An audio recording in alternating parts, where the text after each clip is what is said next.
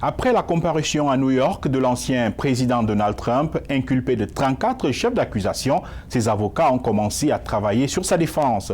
Ce n'est d'ailleurs que la première des multiples enquêtes auxquelles M. Trump est confronté et qui, selon certains experts, pourrait avoir de sérieuses conséquences sur lui-même et sur son avenir politique. Véronica Balderas-Iglesias s'est penchée sur le sujet. Dili Diko raconte.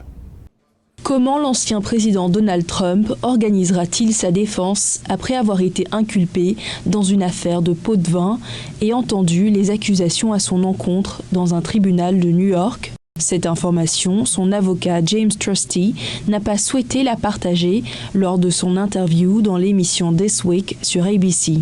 Toute personne ciblée par des enquêteurs fédéraux ou des procureurs new-yorkais se replie un peu sur elle-même et se dit que c'est une très mauvaise nouvelle. Je pense que c'est terrible, mais il s'est rapidement tourné vers une vue d'ensemble, le côté historique, et je pense que c'est un mauvais moment pour ce pays. Monsieur Trump est accusé d'avoir falsifié des documents officiels de l'État de New York pour dissimuler le fait qu'il aurait ordonné le versement de pots de vin à une actrice pornographique qui détenait des informations compromettantes à son sujet juste avant l'élection présidentielle de 2016. Il a plaidé non coupable.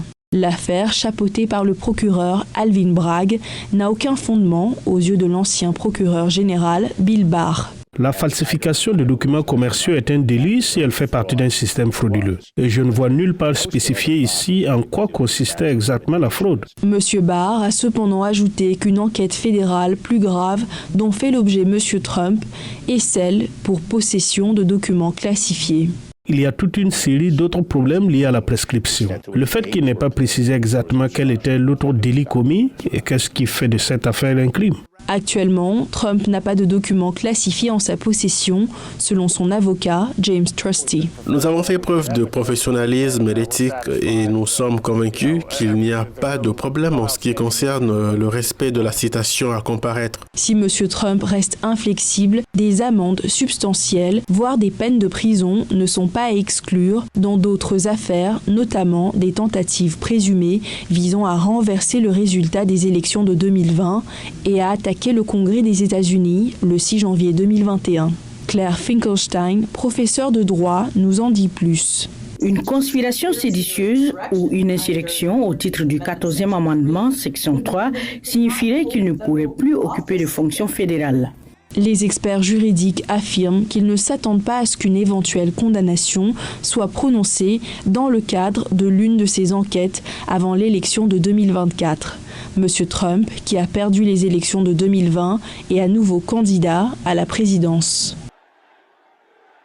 Les juristes et chroniqueurs judiciaires affirment qu'ils ne s'attendent pas à ce qu'un verdict soit prononcé dans le cadre de l'une de ces affaires avant l'élection présidentielle de 2024, ce qui serait alors une opportunité pour le milliardaire républicain de revenir à la Maison-Blanche, lui qui a déjà annoncé sa candidature à un nouveau mandat. Mohamedou Oumfa, VOA Afrique, Washington.